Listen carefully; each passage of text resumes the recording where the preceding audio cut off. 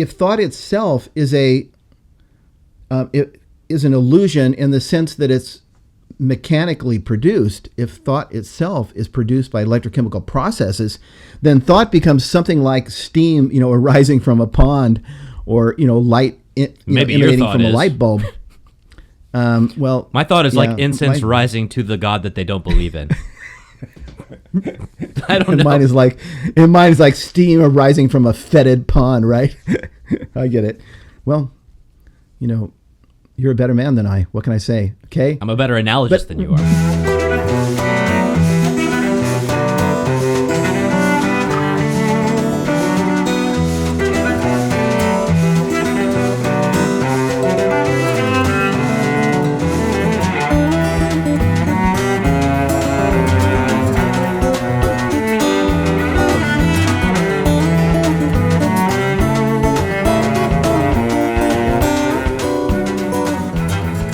Well, hello, and welcome to another spontaneous, autonomous, and most importantly, voluntary episode of On the Journey with Matt and Ken. I'm Matt Swaim, along with my colleague Ken Hensley. We're with the Coming Home Network. Visit us at chnetwork.org. Especially come check out our online community, which is community.chnetwork.org. And if you want to keep us rolling along and helping us do what we do, go to chnetwork.org/donate. Ken, how are you? I'm doing good. And, every week I wait with bated breath to see what your adjective is going to be. And this one fits very well, the content of today's I want to say that episode. It's intentional, but that'd be redundant based on what we're talking about today. So, yeah, that's right. Voluntary, intentional, free will, right? Okay, let me begin with an image. Are you done with your introduction? I have no more adjectives, at least for the next 30 seconds or so. Okay. Let me begin with an image. Okay, imagine, Matt, that a man arrives at the airport for his flight. Okay, let's imagine it's you. Matt arrives at the airport for his flight. Matt's suitcase is closed; it's firmly latched, and yet there's all kinds of junk just hanging out through the seams. A little bit of a sock, a little bit of a sweater, one arm from a shirt, a tie. A few things like that, maybe a charger, cable for your phone. So the lady at the counter says to you, Mr. Swaim, you will need to make sure that everything is in your suitcase before we can check it in. So Matt says to her, can I borrow a pair of scissors? The woman gives you a pair of scissors. You pick up your suitcase. You just very carefully go around the edge and you just trim away everything that's sticking out from your suitcase. And once you've trimmed it away, you've thrown it all in the trash, you hand the scissors back to the woman and you say, okay, now everything is in my suitcase. All right. How does that fit with anything? Well, I think of the atheist as being like this man, like you in the little story that I've told. In this way, the atheist insists that everything can be explained in terms of his purely materialistic, naturalistic view of the universe, where nothing exists but particles interacting with one another according to strict physical, chemical laws, okay? The atheist insists that everything can be accounted for. That is, that everything fits into his philosophical suitcase. And lo and behold, it turns out that everything does fit into his philosophical suitcase, because whatever doesn't fit, he simply insists doesn't exist. It's an illusion. He trims it away. This is an image, I think, that fits well with what we've been doing in this series, because we've seen so far in this series, we've been covering a number of topics. The consistent atheist insists that it's an illusion to think that we human beings have special value or that we possess high value or equal value. The reality, he says, is that we are baboons with an excess of neurons. That's a phrase that I literally, an atheist writer, used. Okay, we are baboons with an excess of neurons, and we have no more inherent value than a baboon. And if you think otherwise, the atheist insists you're committing the sin of speciesism. A rat is a pig, as a dog is a boy. No. This whole idea of us having special value is an illusion. It's trimmed away because it doesn't fit into the atheist materialist suitcase. The consistent atheist will insist, in fact, that moral absolutes are an illusion, that morality doesn't really exist. No, the reality is this. In a universe in which nothing exists but brute physical particles interacting according to law, morality, as Michael Roos says, I'm quoting him now, is a biological adaptation no less than hands and feet and teeth, considered as a rationally justifiable set of claims about an objective something. Ethics is illusory. It's an illusion. The consistent atheist will insist that it's an illusion to think that human beings possess unalienable rights to life, liberty, and the pursuit of happiness. No, the reality is that the only rights we possess are rights that we grant to one another, because there is no God who could endow us with unalienable rights. It just doesn't exist. The rights we have are rights that we decide to grant to one another. The consistent atheist insists that it's an illusion to believe that life has meaning, that is transcendent meaning and purpose. The reality is that we live, as Richard Dawkins has said, in a universe in which there is no design and therefore no purpose. The reality is that you and I are here simply purely because a series of random genetic mutations sorted out by natural selection have resulted in us. As Stephen Gould wrote, we may yearn for a higher answer, but none exists. Okay, so we've gone through these various subjects, Matt, and last week we considered human consciousness, because the atheists will insist, that is consistent atheists, that even consciousness, even the sense that we have of our own personal identity, of being somebody rather than being nobody, that this is simply an illusion that is generated by electrochemical processes in a brain. It's a fiction, says Daniel Dennett. Again, as we go through these subjects, there's a consistent pattern. We believe in a materialist, atheist universe, and therefore anything that doesn't fit within that universe needs to be trimmed away and relegated to the realm of illusion. All of these things we've talked about, they're all simply illusions. And today we're going to go a step deeper. We're going to look at another aspect of human experience that doesn't fit into the philosophical suitcase of the materialist, and therefore cannot exist. It simply does not exist. It has to be relegated to the realm of, or to the status of illusion. And that is our experience of free will, the subject of free will.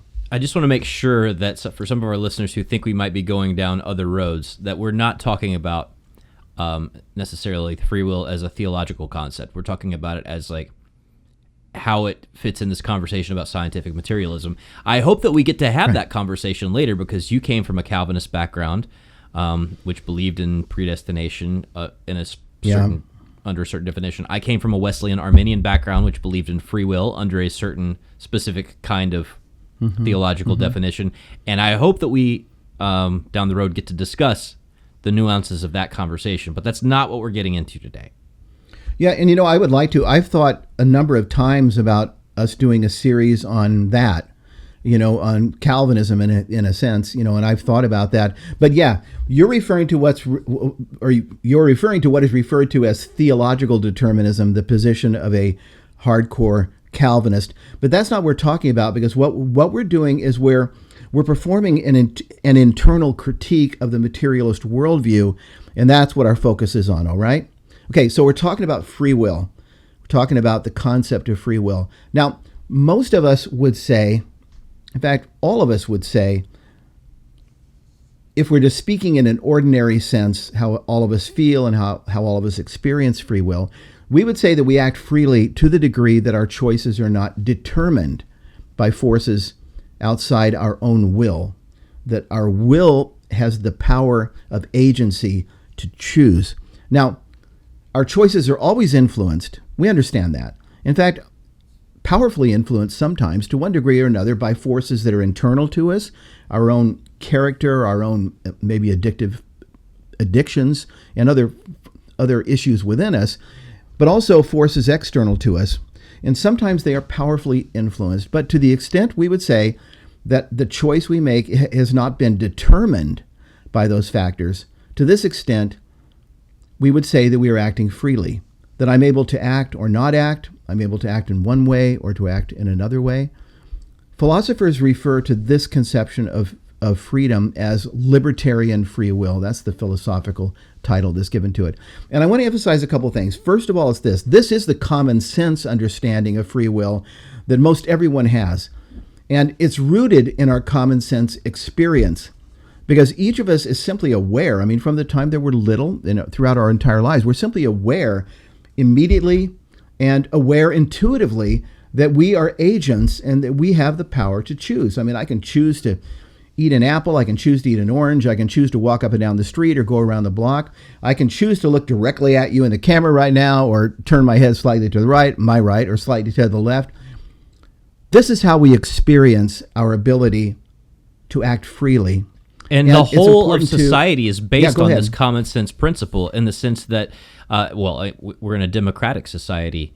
At least theoretically, we're in a democratic society. Who knows how deterministic that really is here in the United States of America? Otherwise, why would people try to influence people to make a free choice to vote for one candidate or another candidate? Advertisers know this. Otherwise, why would they try to influence our free choice to buy this toothpaste over that toothpaste? And so on and so forth. Law is based on this. Why would we forbid certain practices and promote certain practices of good citizenship unless we believed that in doing so we could help influence someone's free choice in that particular arena? You're exactly right. I mean, everyone who writes a book is, people who do advertising, our judicial system, everything is based on this basic idea that people do have agency and do have freedom to choose. We're all going to be influenced, but to the extent that our choice is not determined, like there's a gun against your head, I mean, even that, strictly speaking, doesn't absolutely determine you to do anything. But this is our common sense understanding, is what I'm saying. This is the way that we experience free will as libertarian free will. And even though those who reject this view of free will, and I'm referring now to the atheist, I'm not getting into theological determinism again, but even those who reject this view, even those who would hold to what is referred to as a hard determinism, a pure materialistic determinism of all things, in the course of their normal lives, they act as though they believed in this view of free will. And as we've done with the other subjects we've touched on, it's important to point this out so that our viewers can see we're not putting words into the mouths of the people we're talking about, because atheists freely admit this. In fact, popular atheist author Sam Harris, he complains that, and I'm quoting now, he complains that people find the idea of libertarian free will so intuitively compelling that he says it's hard to get them to even think about determinism, which is his point of view, the view that he wants to argue. He says, does he ever say anything like, I was going to say, I can't help that I act as though I believe in free will. Does he ever say anything like that? Because that would be a cool statement. Yeah. I don't know if he said that, but he's complaining that the libertarian conception of free will that I'm describing here is so intuitively compelling that it's hard to get people to even think of a different view. You have to get their mind, into a particular rut that you're wanting to dig for them, a furrow, and it's hard to make them even do that. Again, atheist philosopher of mind, John Searle, he speaks in a similar way too. He admits that this common notion of free will, libertarian free will, he admits that it's so inescapable that even if it is an illusion, he says we would have to live as though it were not, okay? So he believes it's an illusion, and even if it is an illusion, it's inescapable. We would have to live as though it were not. In fact, he makes a comment, kind of a funny illustration, where he says that when the waiter at the restaurant presents us with an option of either pork or veal, he says, no matter what our philosophical point of view, we simply can't bring ourselves to respond, look, I'm a determinist. I'll just have to wait and see what order happens. So basically, what not just you and I are saying, but what people who are pure philosophical, atheistic, scientific, materialistic determinists are saying, that natural free will is so obviously intuitive and so clearly the way the universe seems to run, they have to work really hard to prove that everything we see and feel and hear and touch and experience is the opposite of what's actually true. I mean, well, seems like there's a lot to prove here. I would only make a slight adjustment to what you just said. They may think that it's easy to prove determinism, but they're admitting that it's hard to get someone to even think about it. It's hard to get someone to see it and to agree with it, because it's like telling people not to believe what is right in front of their eyes. It's like saying, I understand that you're looking out through your eyes, and I understand, Ken, that you're looking out and you see Matt, but it's an illusion. He's not there. What did you just say that I missed? I said it is literally telling people to believe the opposite of what appears directly in front of them, which would seem like rejecting all scientific evidence and everything that can be tested. Well, see, I'm not even really on debatable grounds here, because all I'm saying is that libertarian free will, this is how we experience free will, and this is the ordinary sense that people always have of it, unless they're taught something different, and that atheists agree with it, what I'm saying. Atheists agree that this is the way we experience it, this is the way we think of it. I think of John Searle again, even if it's an illusion, we simply have to live as though it were true, because you can't go around saying, well, I'm a determinist, I'll just have to wait and see what happens, Okay, and if you did reject free will and begin to, conform yourself to the will of the universe, like, how would you know that you were doing that? I mean, you wouldn't. I mean, it's not like you have a choice to comply with determinism. No, if it's true. No, and we're going to get into this a little bit later in our discussion today about where that leads people like Sam Harris and John Searle and others. Okay, so anyway, libertarian conception of free will. This is how we experience it. We experience our ability to choose. This is the intuitive sense that we have, and guess what? This is the view of freedom, human freedom, that is described in the Catechism of the Catholic Church. I quote from paragraphs 1730 and 1731. God created man a rational being, conferring on him the dignity of a person who can initiate and control his own actions. Freedom is the power, rooted in reason and will, to act or not to act, to do this or that, and so to perform deliberate actions on one's own responsibility. The Catechism of the Catholic Church is explicitly outlining here a libertarian view of free will. And you can catch it by the terms they use, to do this or to do that, to act or to not act. They're hitting it from several different angles, okay? In other words, the Catechism is telling us that God did not create us as puppets whose every thought, word, and deed is determined by forces within or forces without. And in a very classic passage from Mere Christianity, C.S. Lewis explains why he believes God created us with this ability to choose. And I'll just read that quickly. This is Lewis. God created things which had free will. That means creatures which can go wrong or right.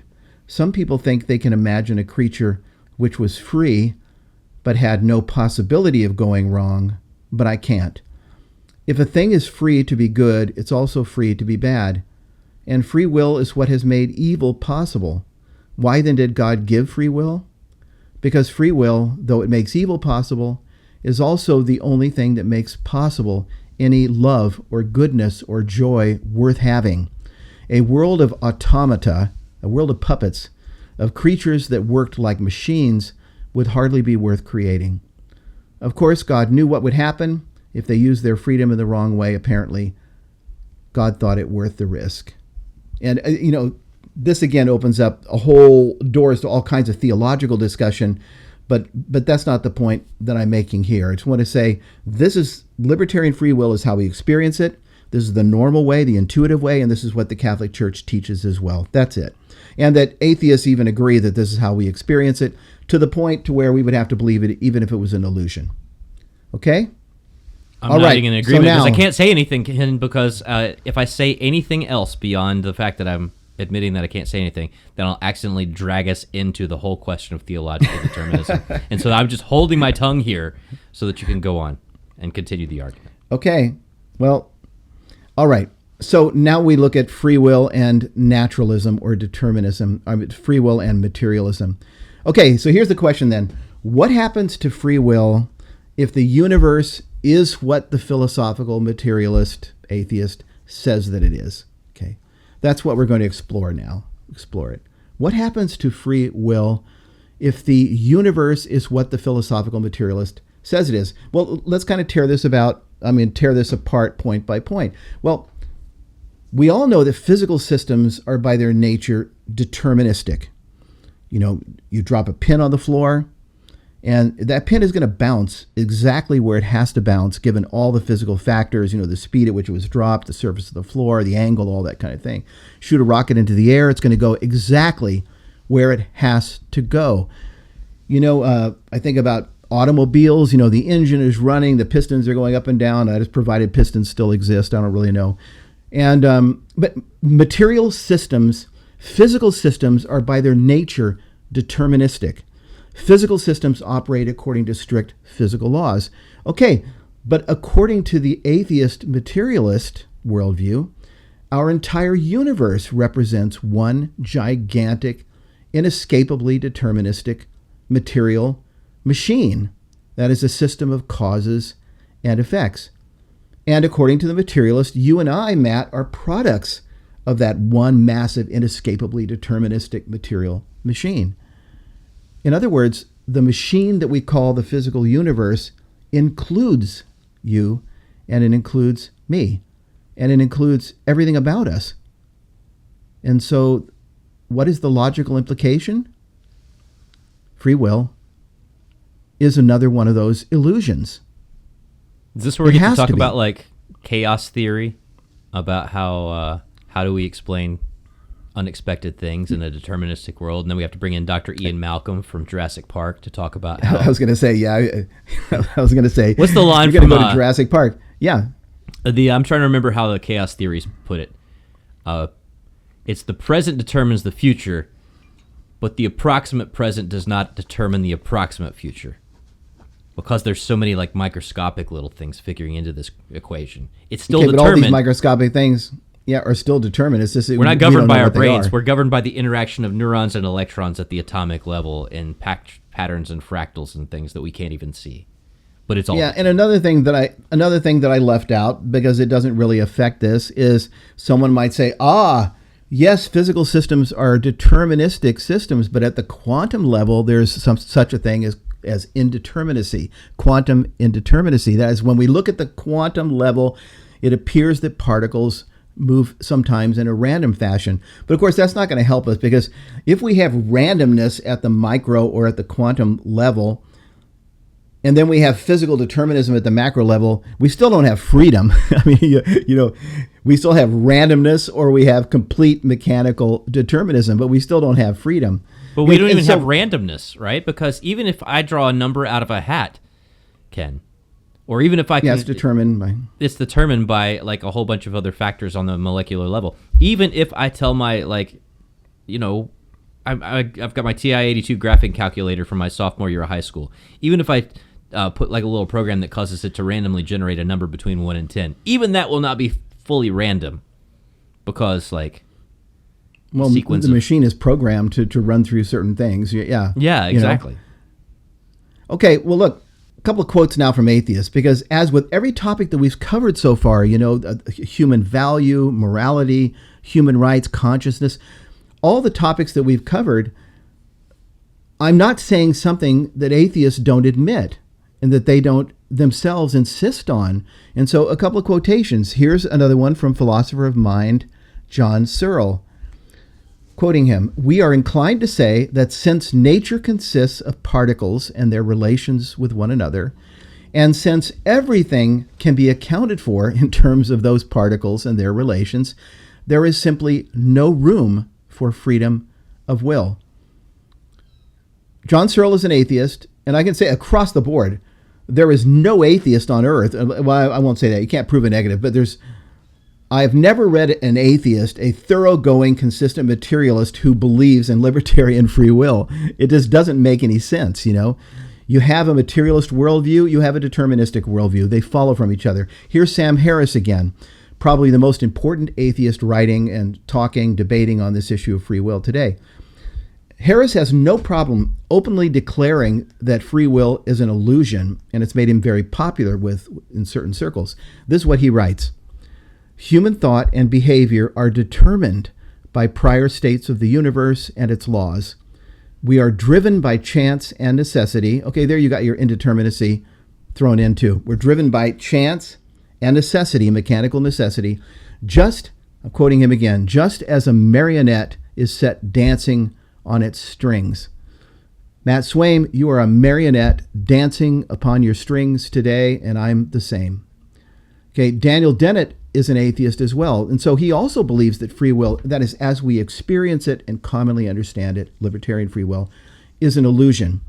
He's a materialist, and therefore he's a determinist. On the other hand, he believes that there is a way to understand freedom that is compatible with determinism, with a total material determinism. And so he's what you would call a philosophical compatibilist. And so he disagrees somewhat with Sam Harris. But again, that's kind of a rabbit trail that I don't need to go down. Can I still use an illustration, though? Sure. Related to that? First of all, Yeah. I'm not a marionette, Ken. I'm a real boy! So, just so you know. But I wonder if the compatibilism between the marionette and the real boy that Dennett talks about has something to do with that state where Pinocchio is neither, well, he both has no strings and he's not yet a real boy. I don't know. Does Pinocchio fit into Dennett's illustration? I have no idea. No, because the compatibilist view that an atheist would have is basically a view that, yes, everything is determined, but at the level of a human life, it's determined in such a massively complex way that we can still say that people are responsible because of all they've experienced, everything they've learned. The machine is very, very complicated to the point to where responsibility still makes sense. Okay, I still say I'm a real boy. Pinocchio. Okay, back to Geppetto here. Okay, so Dennett disagrees with Harris, all right? But here's the bottom line. Given their mechanistic view of the universe, for all of these men, for every atheist really, free will as we experience it, that is, as we understand it and experience it, is an illusion. Libertarian free will is an illusion. Whether they choose to describe themselves, their position in terms of a hard determinism or a soft determinism or some form of compatibilism or whatever, John Searle goes straight to the bottom line when he says, and I want to repeat this because he goes straight to the bottom line when he says, since nature consists of particles and their relations with each other, and since everything can be accounted for in terms of those particles and their relations, there is simply no room for freedom of will. There's no room for a libertarian conception of freedom. No room for it. Everything has to be determined. You and I exist as cogs, put it using another analogy or illustration. You and I exist as cogs in a massive material machine. We may be very complex cogs, but we are cogs in a massive materialist physical system of causes and effects in which everything that happens is determined by the laws of physics and chemistry, prior states of the universe, the laws of nature, and this includes our thoughts, our ideas, our reasoning processes, and our resulting choices, the actions of our will, what we would consider freedom, our choices. Okay, now to the implications, which are interesting and somewhat humorous and fun to talk about. You mentioned this last week, Matt, okay? But given what atheists themselves say about all this, about the subject of freedom, you mentioned last week that you're left kind of wondering why they bother to talk about it, why they bother to write about it, why they bother to lecture about it. I mean, what makes them imagine that their thoughts are worth sharing? Especially if they're not even thoughts. Right. Not even thoughts, meaning what? Well, like if thought is I'm skipping ahead to next week, but if thought itself is an illusion, then what is it that they're sharing? Yeah. I mean, if thought itself is an illusion in the sense that it's mechanically produced, if thought itself is produced by electrochemical processes, then thought becomes something like steam, arising from a pond, or light emanating from a light bulb. Well, my thought is like incense rising to the God that they don't believe in. I don't know. Mine is like steam arising from a fetid pond, right? I get it. Well, you're a better man than I. What can I say? Okay, I'm a better analogist than you are. But why do they bother writing? If they've already come out and stated that free will is an illusion and that everything in the universe is utterly is utterly determined by particles and their relations. Okay, according to John Searle, I mean, he just said it. Nature consists entirely of particles and their relations, and everything can be accounted for. Everything can be accounted for in terms of particles and their relations. And because of this, in fact, he is willing to say, quoting, there is simply no room for free will. In other words, when Searle says these things, he's not acting freely. He's saying what he has to say. And when you and I hear the things he's saying and we respond to them, we're responding as we have to respond. So why is he writing it? I mean, except I guess it's just fun, He enjoys it. But is it fun? But even fun itself is an illusion, Ken. No, I want to be fair. I suppose that he would say, no. Everything's determined, but it's such a complex kind of thing that I can still convince you. I can still, through my writing and arguments, convince you, and that'll be part of what deterministically changes you into being like me and believing that free will is an illusion. And for some reason, that's important, even though the whole universe is completely meaningless. Or at least the perception of you will be convinced by the perception of me, because even the sense of self is an illusion. Yeah. Okay, and Sam Harris is in the same boat. Okay, Sam Harris tells us that everything is determined by prior states of the universe and their natural laws. He says we are marionettes set dancing upon our strings. So again, except just for fun, I guess, why does he want to lecture? Why does he want to write books? Why does he want to debate? Because according to his own view of things, every single thought he has in his head is determined by prior states of the universe. He's a puppet. He's a marionette dancing on his strings. Why? Which made me think of a toy that I had when I was a kid. And, of course, the thing that I would normally say to you is you must be way too young. But I'm not going to say that because I know you are very much in touch with things from ancient days and whatnot. Correct? But I had a toy called Rock'em Sock'em Robots when I was a kid that I loved very much. You had a red robot and you had a yellow robot, plastic robots, who are standing in a boxing ring, and you sit on one side, your friend or your brother, sister sits on the other side, and you push buttons, and the robots box with each other. They smack each other in the head. Have you ever seen such a thing? Yeah, and we had the same thing when I was a kid. It was called Street Fighter 2, right? Same thing? Same kind of thing, except with video games. Yeah. My son's generation has it now. It's Super Smash Brothers, or whatever the new one they call it, the one that just came out. Metaverses, which is where you can make Shaggy from Scooby-Doo fight against Batman. Similar concept, was Facebook. Though. Well, I mean, that's too. Those are characters fighting against each other as well. But yeah, yes. Games have become very complicated now. You can run around in the metaverse now with a flamethrower just torching people, but I'm trying to think. But when I was a kid, Rock'em Sock'em Robots was about as cool as it gets. These plastic guys slugging each other because you're pressing the buttons. And the thing that cracks me up about that illustration is that by their own admission, John Searle and Harris are nothing more than a pair of what I refer to now as Rock'em Sock'em human robots. Extremely complex Rock'em Sock'em human robots. Because particles interacting according to strict, laws of chemistry, physics, prior states of the universe, the laws of nature, are operating within them and pushing buttons. And when the buttons are pushed, then they jump up and they say things like, libertarian free will is false. Free will is an illusion. And the other one says, yay and amen. But I have a slightly different version. The button, again, the deterministic particles buttons are being pushed, and someone else like Daniel Dennett says, no, I believe in compatibilism. There's a way of viewing determinism that is completely compatible with accountability. And so, again, they're saying what they have to say. We are responding as we have to respond. Everything is determined. There's no such thing as freedom. Why in the end say anything? That's a very good question. But again, it cuts back, through all the things we've covered in previous weeks, about consciousness and about morality, about human dignity, about all of it.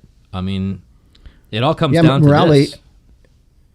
You hit on the idea of morality several times, and that is, how do you explain moral accountability in a deterministic universe?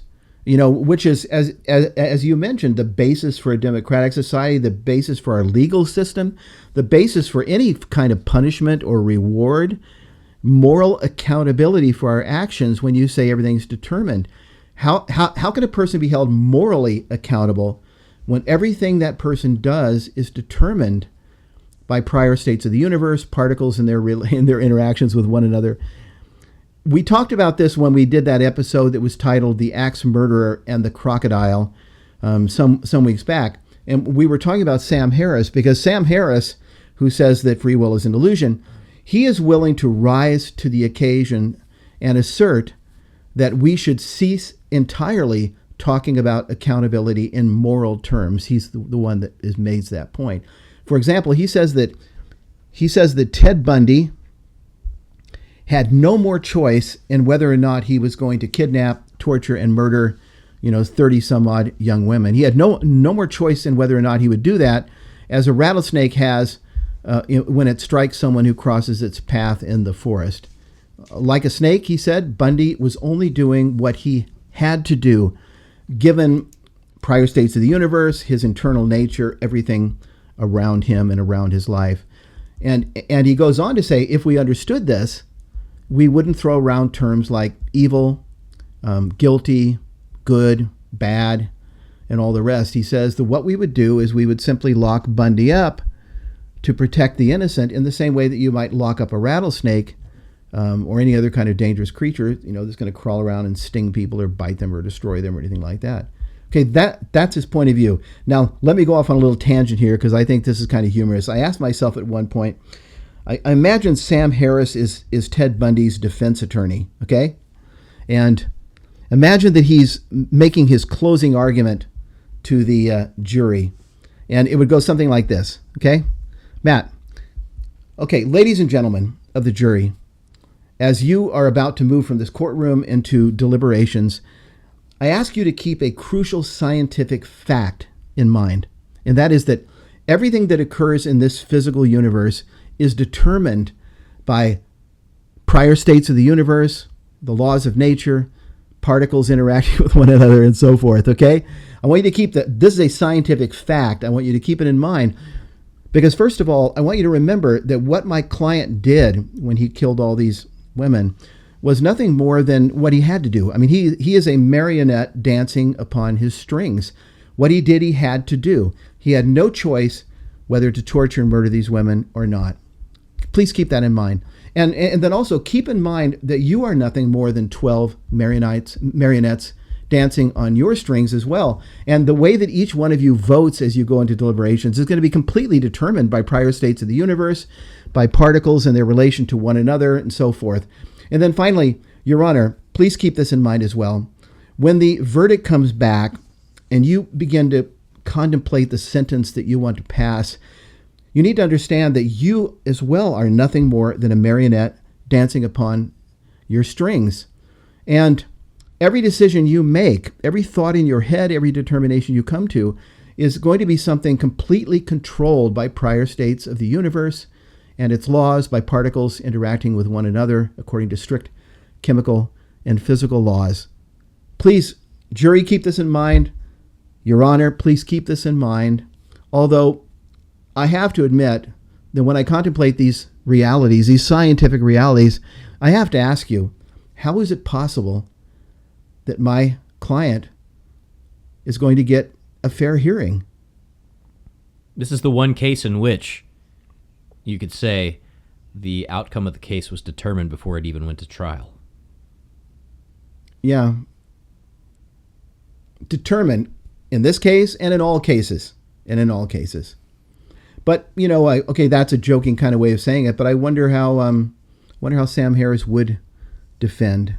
I guess he would just say, look, what he did is not helpful to the flourishing of human society and human happiness. He needs to be put away. Oh, no, wait, he's his defense attorney. I forgot.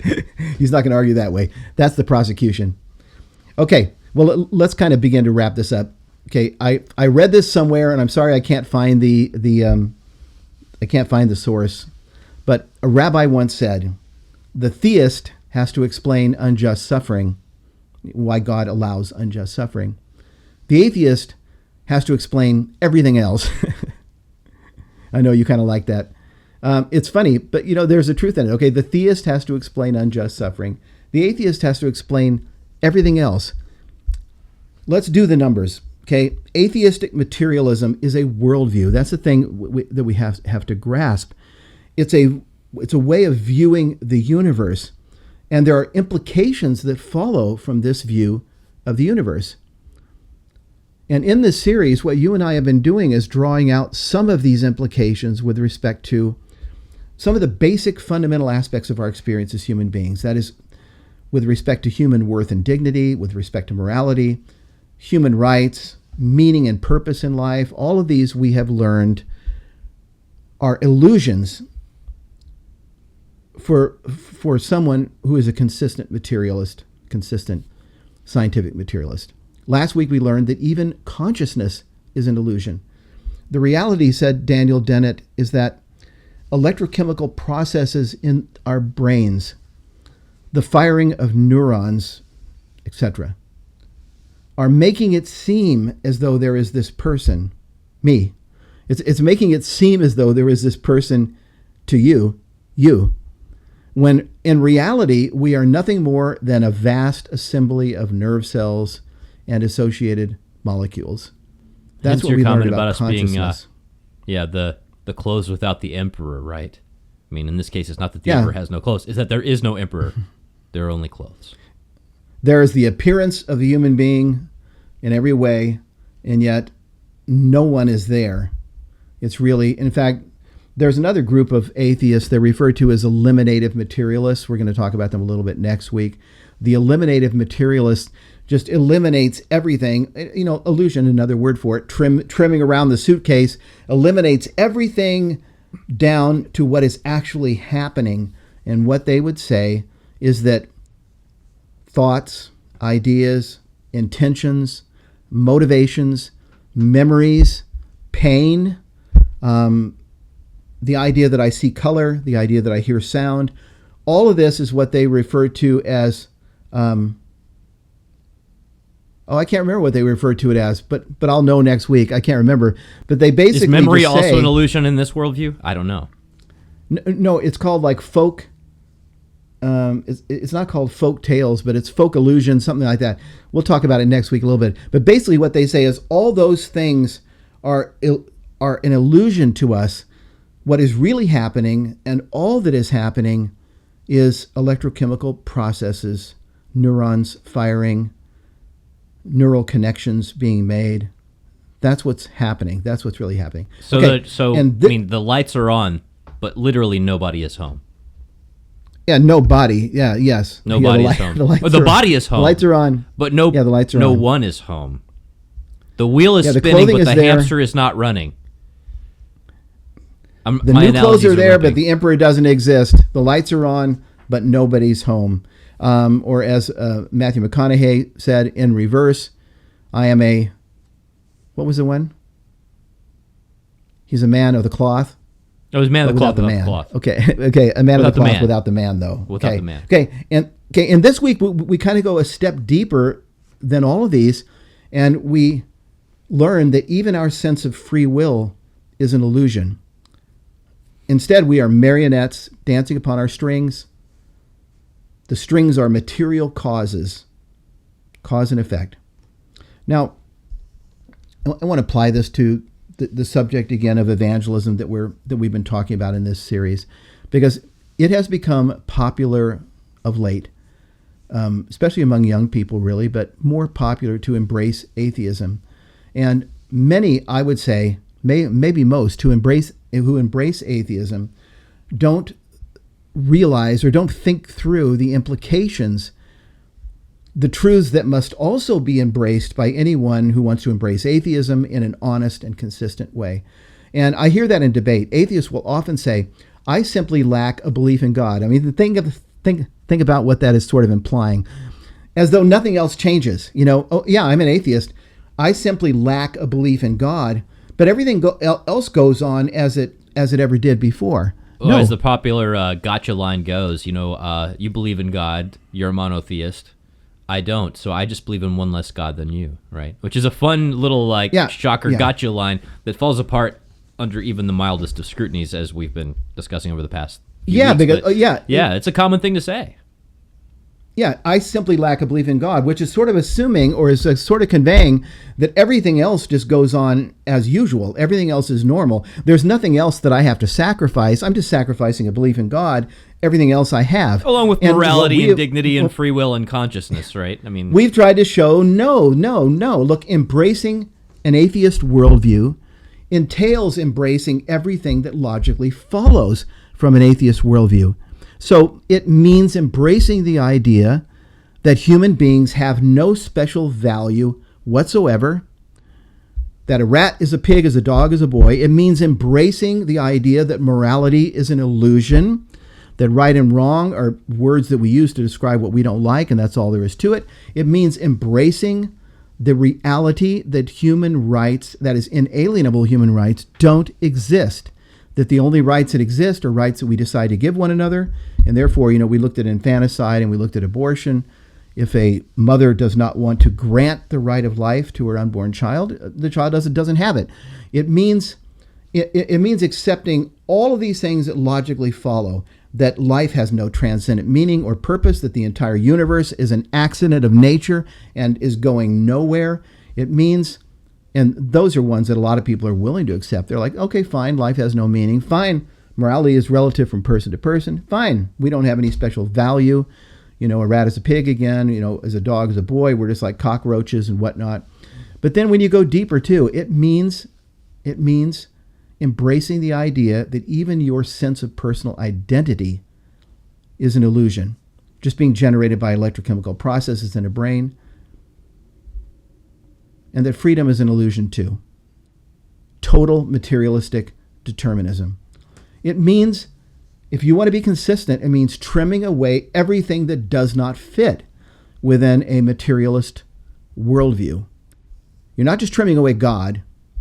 You're not just trimming away the idea of a human soul or spirits or angels or anything like that. You're trimming away everything that does not fit within a materialistic worldview, or said the other way around. You're trimming away everything that does not fit. I'm just repeating myself. Does not fit. I was trying to think of, that's one of the problems when you launch into a sentence and you don't really know where you're going. Yeah, you got to trim away everything that doesn't fit. And the reverse is, you have to be ready to embrace everything that logically follows from it. And what I suspect, Matt, that many, maybe most of those who embrace atheism have not thought through all of the implications. They have not thought through carefully everything else that must be embraced as well. So that they're in this position where they say, oh, I'm a scientific materialist. There is no God. But then they live as though God existed. They live as though they were created in the image of God, in the sense that they keep on believing that life has special value, that people really do have the unalienable right to life, liberty, the pursuit of happiness, that life has meaning, that we are conscious beings, and that's, that consciousness is real, and that freedom is real. So in other words, they say atheism is true, and they imagine that the only thing that they've had to sacrifice is a belief in God. And then they live as though God existed, and as though all these things that do not follow from their worldview are still true, and that they can enjoy them and they can live in them. And I think that's important to point out because, again, I don't usually get in too many arguments or debates with atheists necessarily. I get in conversations with a lot of agnostics, and a lot of them are people who grew up with faith in the Christian God, right? But due to experiencing some of the same kinds of awful hypocrisies that I experienced in the 80s and 90s in that world, they've decided that they don't believe in that God, or if they do believe in a God, it can't be what these hypocrites believed in. So that being said, they do believe in all these things. They believe in consciousness and dignity and free will, and some of them are more passionate about matters of human dignity than a lot of Christians I know. But again, that's why we've been saying they live in tension, and that. Go ahead. That's what you're describing. And I guarantee you that these people are not thinking that all this stuff is an illusion, because they're not living like it, and they probably just, I don't know if they have not followed it that far, or they have followed it that far. It scared them, and they've decided not to think about it. But again, these are the logical implications of a purely scientific materialist worldview. And a lot of my friends who are agnostic are agnostic simply because they've seen where atheism leads, and they're like, well, it can't be that either. Yeah, and I think, nothing is easy in this world, but I do think that leading people who deny the existence of God to think through the implications of what atheism would really mean, to think through the implications of believing in a world that really, truly is nothing more than a gigantic mechanical material accident, and challenging them to think through those implications, challenging them to accept those implications if they want to be consistent. I think that this can be a powerful form of evangelism. And the reason is that the implications of atheism are inhuman. They really are. And okay, again, the tension. The person that I'm talking to when I sit down with a friend who denies the existence of God is a person created by God and created in the image and likeness of God, and therefore a person who knows in his heart of hearts that human beings do have special value, that morality is real, that their sense of being someone is real. They know that they are someone, and their sense of being able to choose, exercise freedom is real as well.